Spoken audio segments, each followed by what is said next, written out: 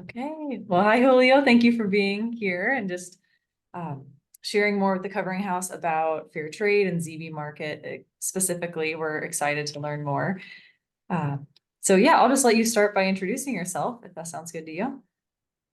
Absolutely. Thank you so much for the invitation. I'm Julio Segarra Bayona. I'm the founder and owner of Zee Bee Market, which is a fair trade retail enterprise based right here in St. Louis. We operate a brick and mortar store in Maplewood and zbmarket.com.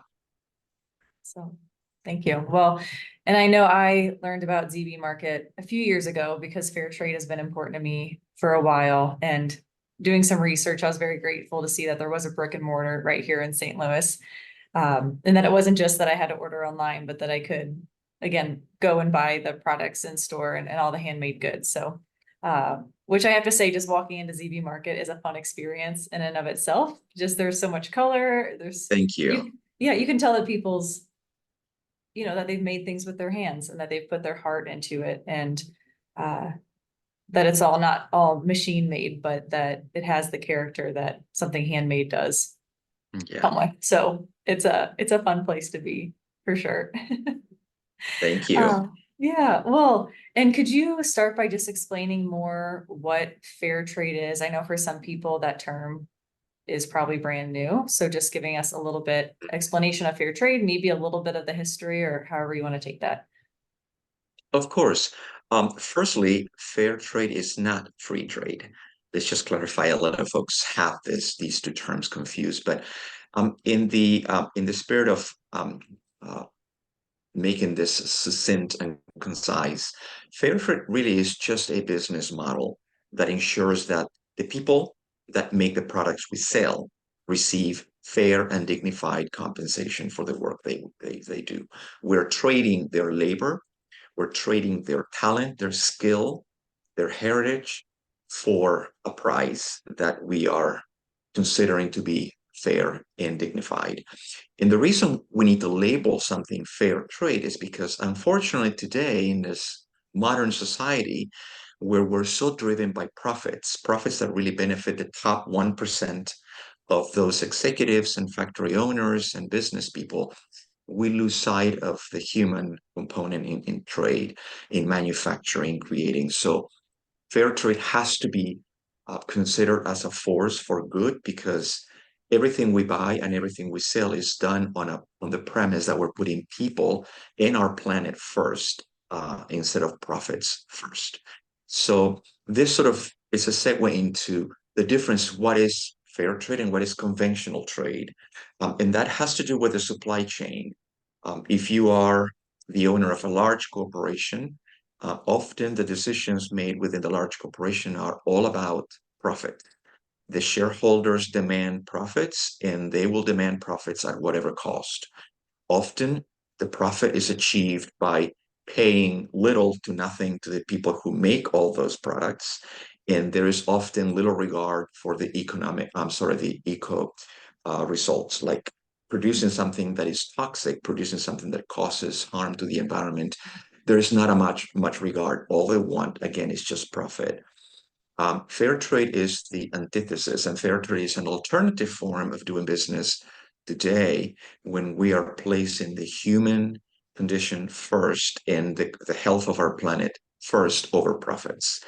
And that's why fair trade as a movement is growing rapidly because there are more and more conscientious people out there who are questioning what it is that they're buying and they're asking themselves, when I open my wallet and I make a purchase within fair trade, am I really impacting someone's life or am I promoting a way of doing business that is hurting the environment and exploiting people? So that's really the essence of fair trade and what is not fair trade.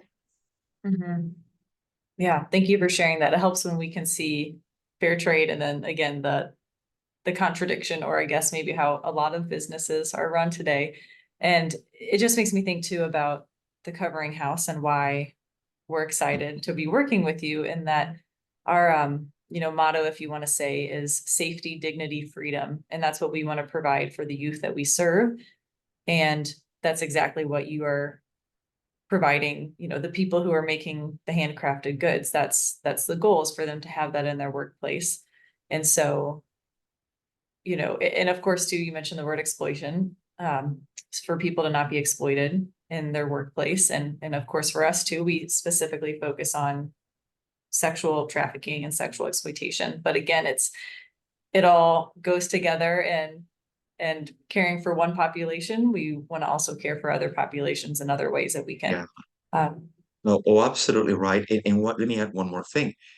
Because fair trade is so focused on the people who make and produce the things we sell, they are typically targeted. They are individuals that are impoverished, that are often marginalized, that come from vulnerable populations, that are exploited in many ways. And because fair trade focuses on on those groups of individuals, we tend to be the organizations, the only ones that support the work that these individuals do.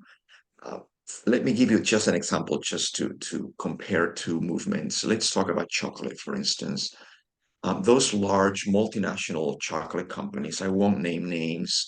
It's not about blaming anyone, but these companies, because their pockets are huge, they have lots of money. They go into these third world countries or developing nations, and they want to purchase cacao, the source, the raw material for the production of chocolate.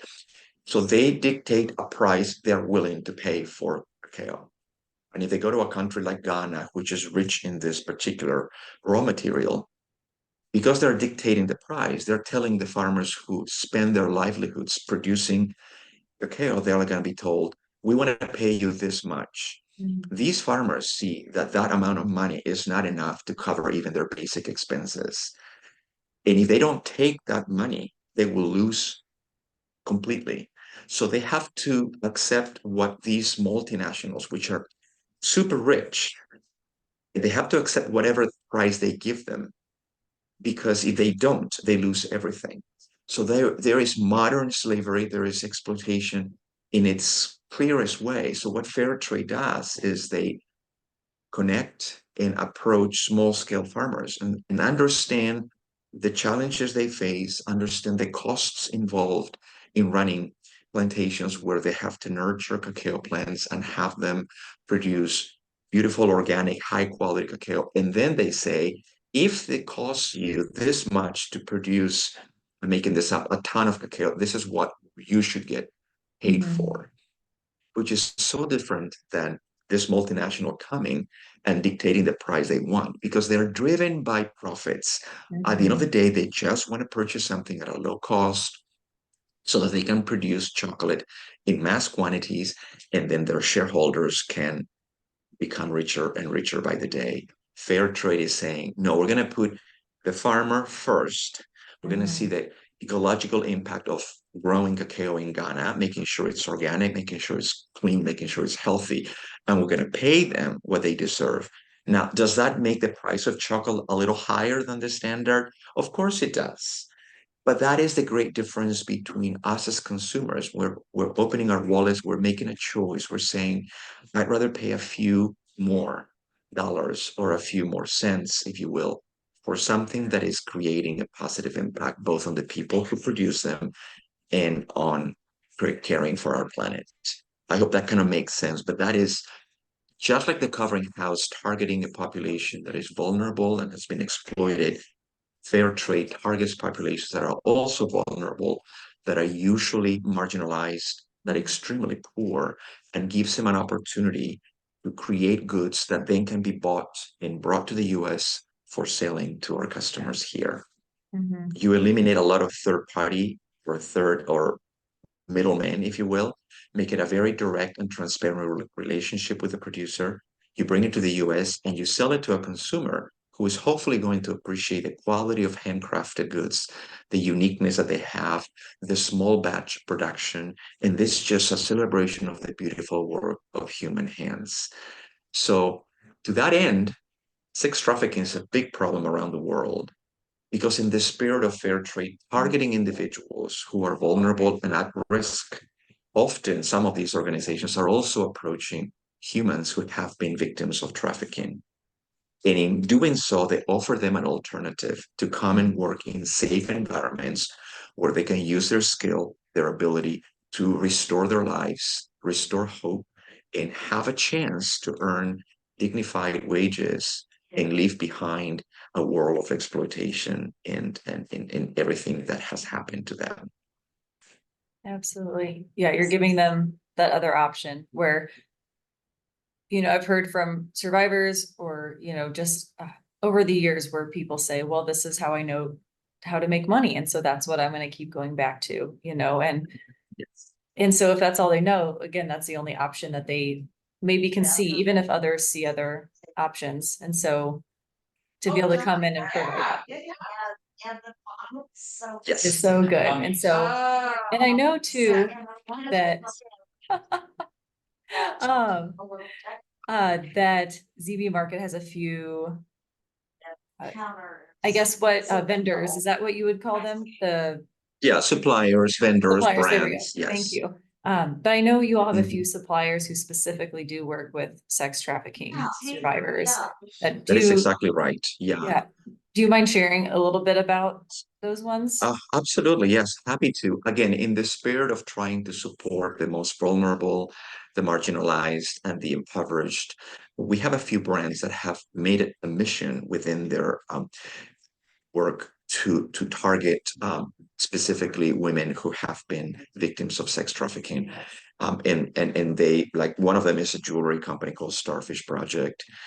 They are mostly targeting women that are at risk or are exploited in Southeast Asia, primarily in China.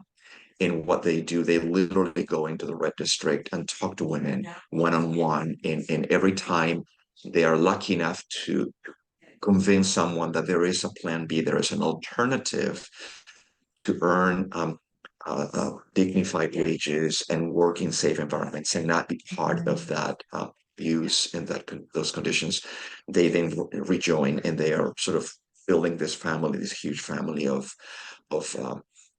safe workplaces where these women can use their talent in jewelry making. So Starfish Project is probably our premier brand that is Mhm. exclusively built on the model of supporting victims, women who have been rescued out of sex trafficking. We also have an organization based in the Philippines, Good Paper greeting cards. They are all beautifully handcrafted and they're all made by women who, again, have been victims of this exact same industry. They're rescued and they're given the opportunity to restore their lives. Many cases, they get to be reunited with their children, especially if they lost them at some point in this unfortunate situation. In the case with Good Paper, it's not only the human side of it, it's also the component with eco-friendliness. They have made it a mission to create beautiful cards with recycled paper. So they're doing not just this incredible work in supporting women who are now giving a chance to restore their lives, but also using their hands to create beautiful Mhm. cards with recycled papers, therefore minimizing waste and just building industries based on things that we sometimes take for granted, we toss in the trash. But here are businesses that are actively doing things to support people as well as the environment. There is another organization based in Cambodia called Malia Designs. They don't necessarily employ artisans or women who have been victims of sex trafficking. However, their motto is carry a cause. And so you're buying handbags, you're buying crossbody bags with the motto carry a cause, because every purchase you make from Malia Designs, a portion of the sales of those goods are donated to stop and continue efforts to stop sex trafficking around Southeast Asia in particular.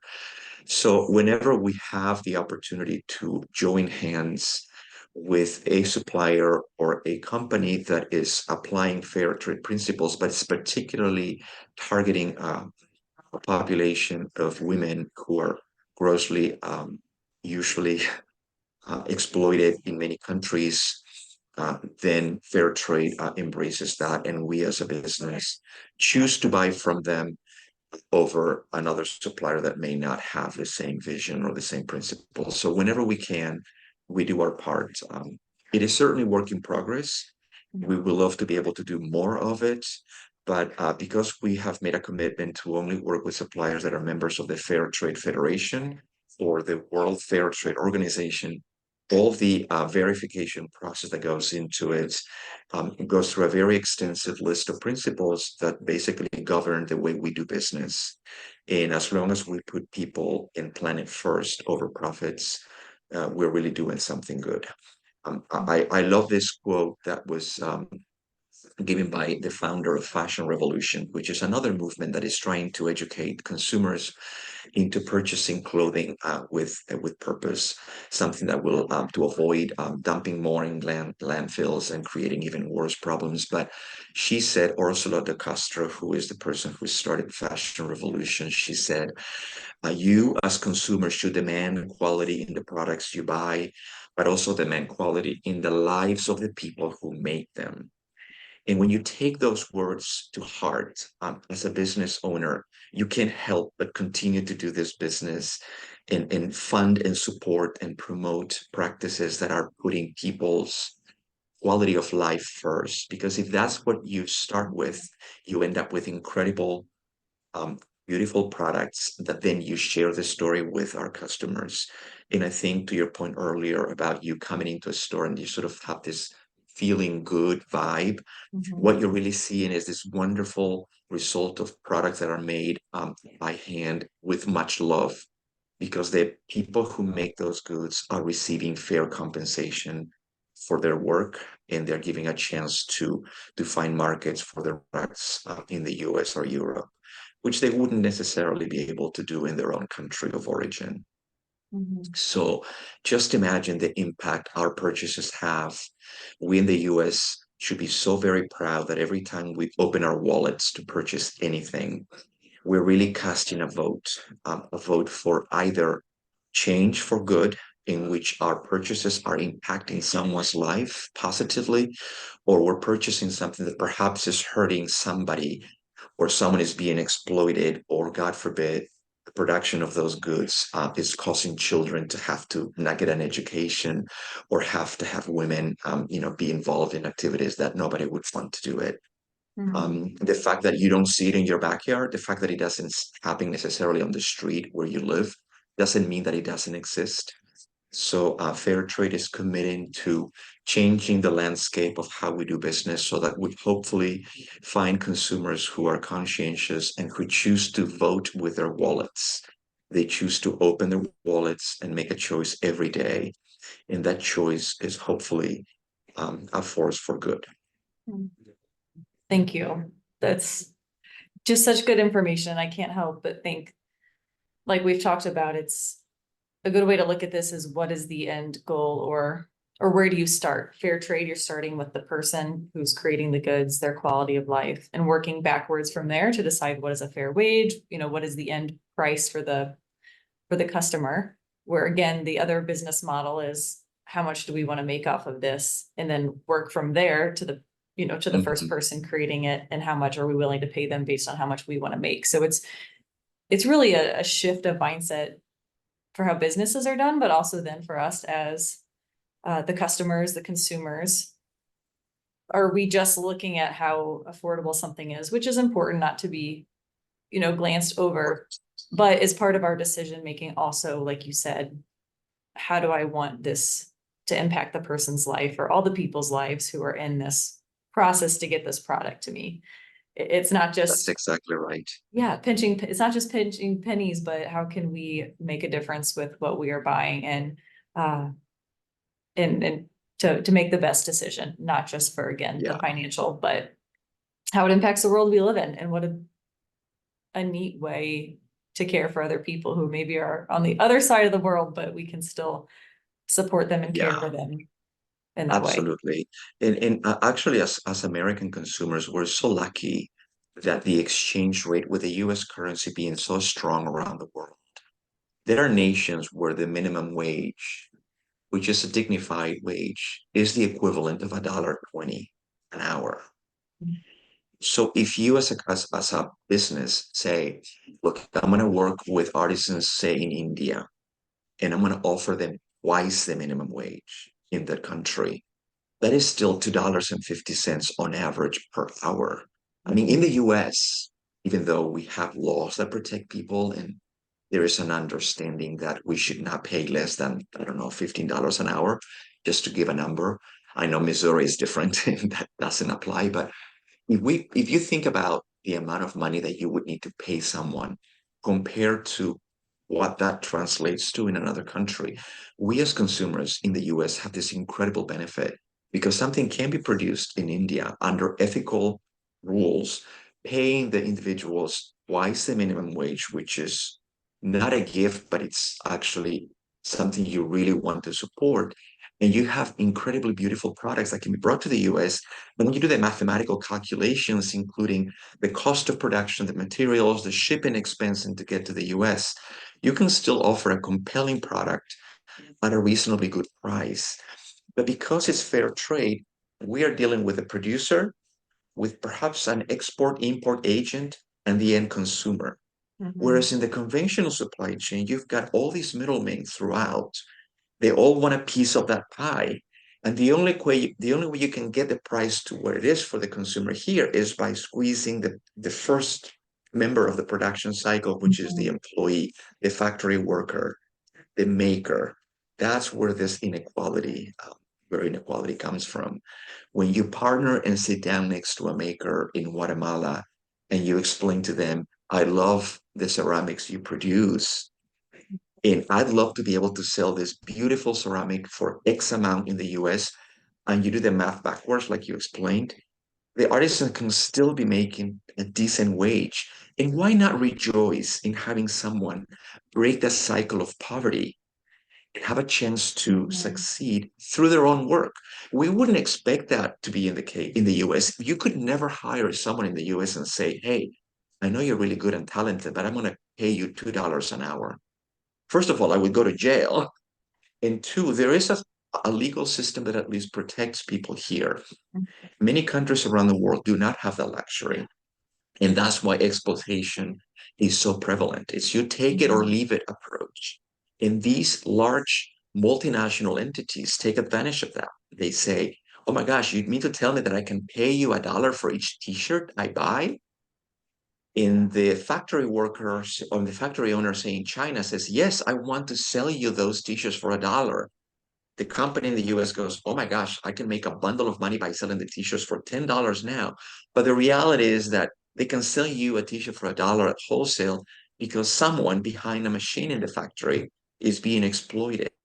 Mhm. And that's the thing, no article of clothing could ever be beautiful if the person behind that machine is not getting paid what they deserve.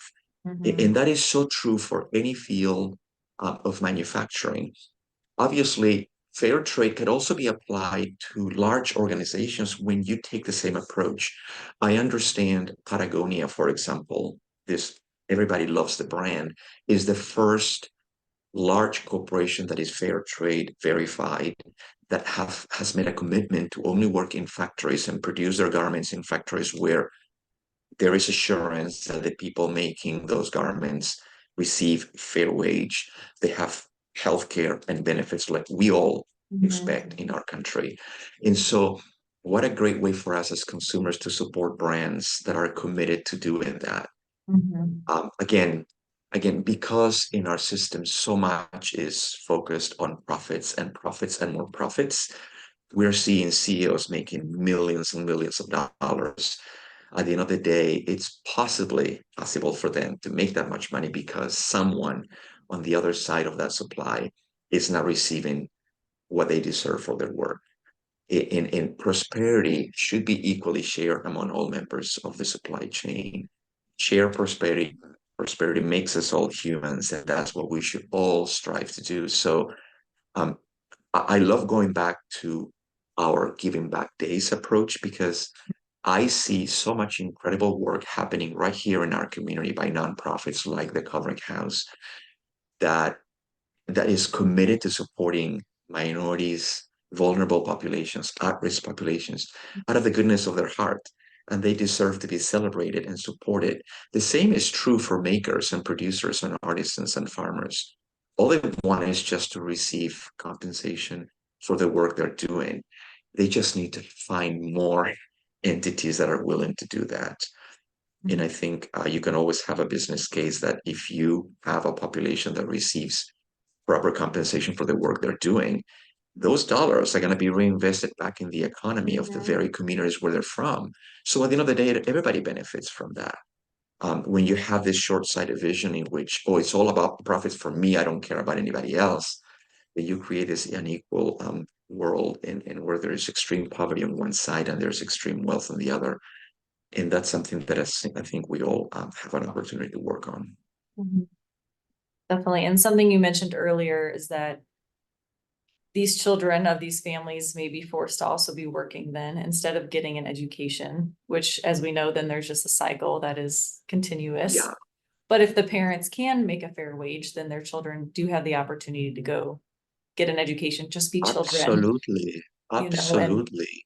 it's, Yeah, and we talk about education, but let's talk about healthcare. Some of these people have been exploited their entire lives, don't really even have the chance to have access to healthcare. Many of the communities of artisans that fair trade enterprises approach, once they realize they can have a viable business opportunity to make goods and be paid fairly and be compensated properly, they finally have a chance to go see a doctor for the first time, to go have an eye examination for the first time, let alone have their children join the school and have a chance to break that cycle of poverty. So the amount of good that this approach does is just incalculable. And what I find I'm always surprised is that we take so much for granted in our society. We don't even question that. Children, yeah, of course they go to school. They have Mhm. public schools, have we have all these incredible opportunities that we take for granted. In many parts of the world, that is just a luxury. And that could be avoided, could be stopped, and we can give all a chance for children a chance to start education and to become productive citizens in the next generation.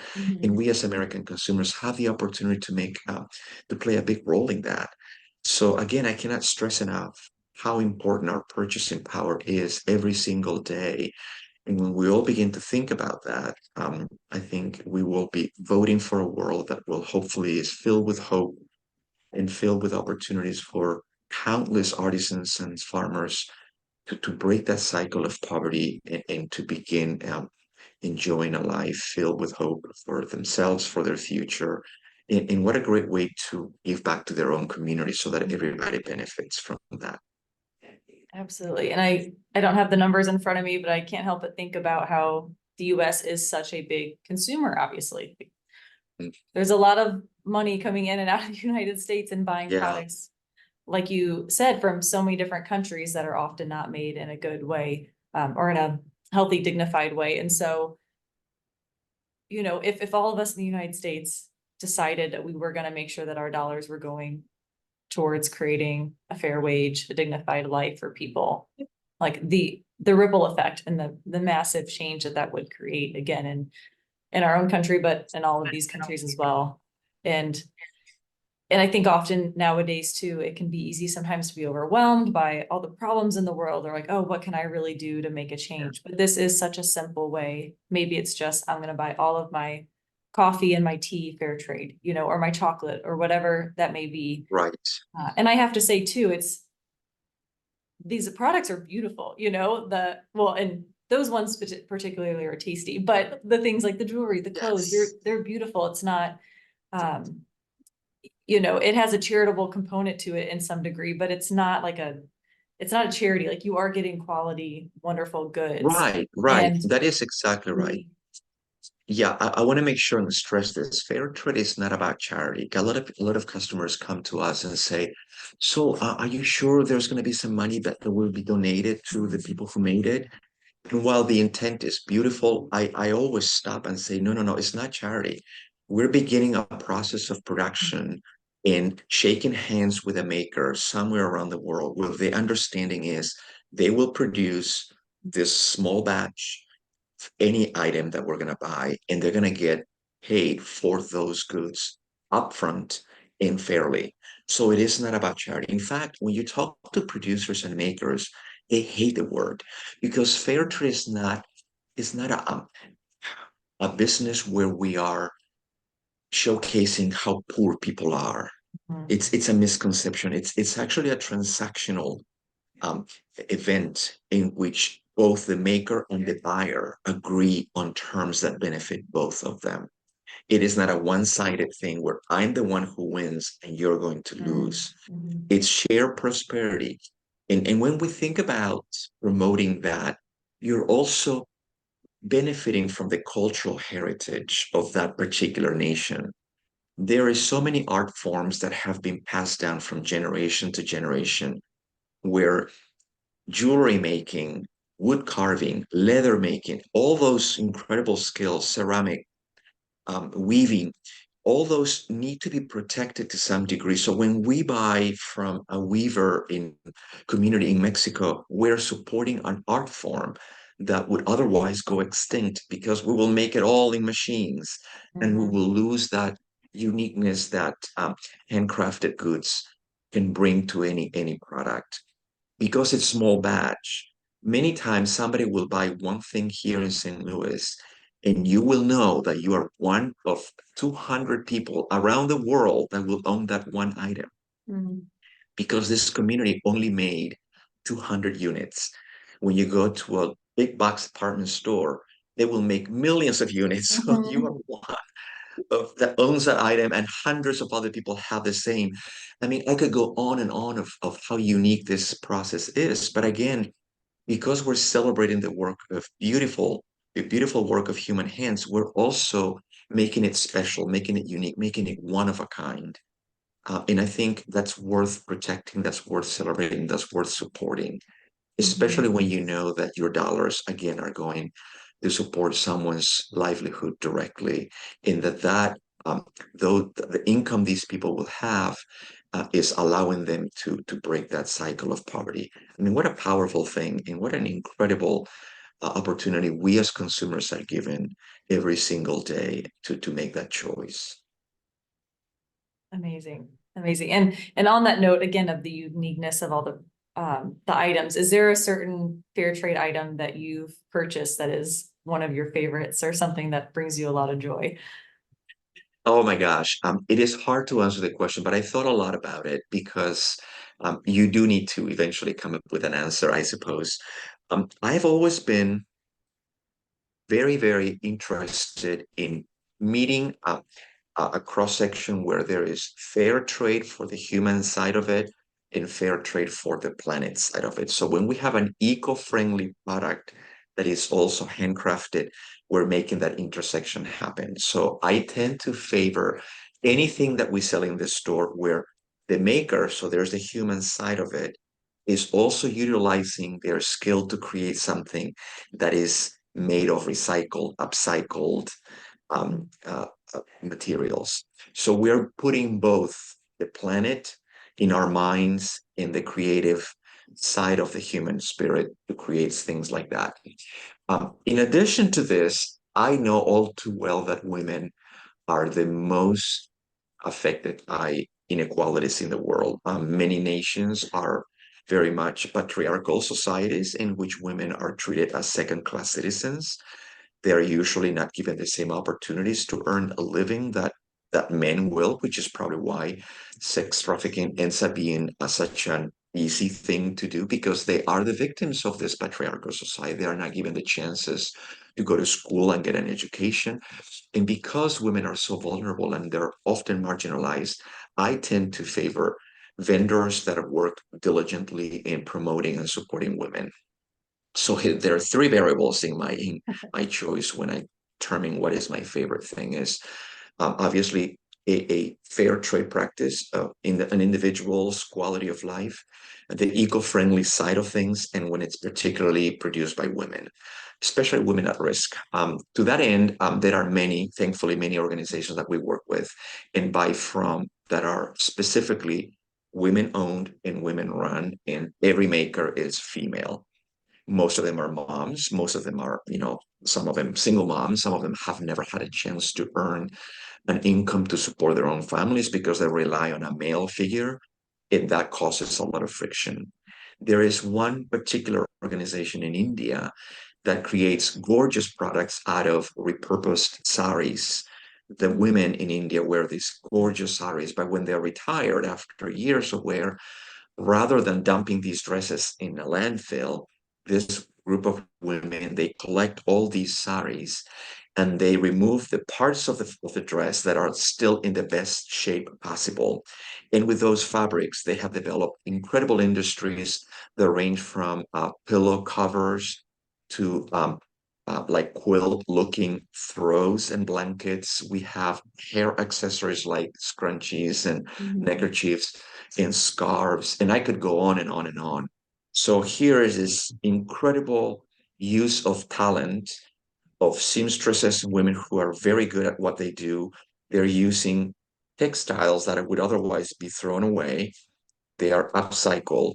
They're using their hands to create beautiful, one-of-a-kind products that is also protecting the environment. We're eliminating waste from landfills. We're supporting women only. And in the process, women have a chance to earn a living, support their own families. And it's proven today that a woman earning an income will support their community at a greater degree than a man earning an income. Mhm. Men tend to earn income and they benefits them. Women earning incomes tends to benefit the community at large. So I mean, what a better way to answer your question by saying my favorite products are those produced by women, women who have been at risk, who've been exploited, who are vulnerable, who are often marginalized, using their hands, receiving fair wages, and utilizing tools and materials that are also caring very much for the environment and our planet.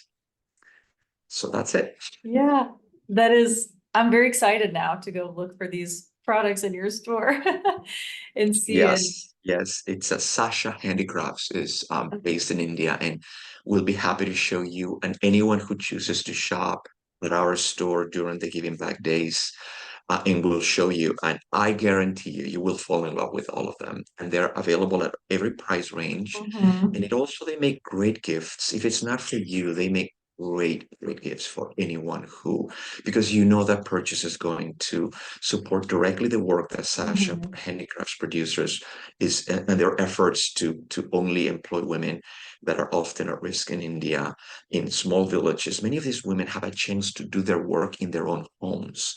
So they don't have to leave their families, they don't have to leave their children. They can still earn a dignified wage by bringing the materials to their own homes and they can make it at home. I mean, what incredible and powerful story that is of Mhm. organizations that are supporting women and meeting them where they are. And that is just, to me, it's just heartwarming, but it's also a prime example of what fair trade is and what Mhm. fair can do and can be as a force for good around the world. Yeah, it's not just heartwarming, but it's making real change in people's lives and for generations, as you mentioned. Absolutely. So many of the women are mothers, and I'm just thinking too, again, on this side of it, being the customer at Zee Bee Market, how cool to buy a gift for a friend or a family member and to not just give them a gift, hopefully that they'll love, but to be able to tell them this gift is also helping somebody in India and Mexico, Yeah. wherever they are. And Mhm. that's so much more exciting than just a gift Yeah. that anybody could find at a store. And something I love too, I know you mentioned the stationery, the cards earlier, and that those are Mhm. particularly made by people who have been trafficking survivors. And I know I've purchased those on many occasions. And again, they're Yes. beautiful. Like a lot of them have puns. They're just very fun Mhm. cards that you're not going to find at just any old store. So Right. Right. it's exciting to buy point at the beginning. Thank It's you. exciting to walk into your store and see all these products and to be a part of it. Thank you very much. So yeah, again, we are excited, and I know I could talk to you about this for hours and hours.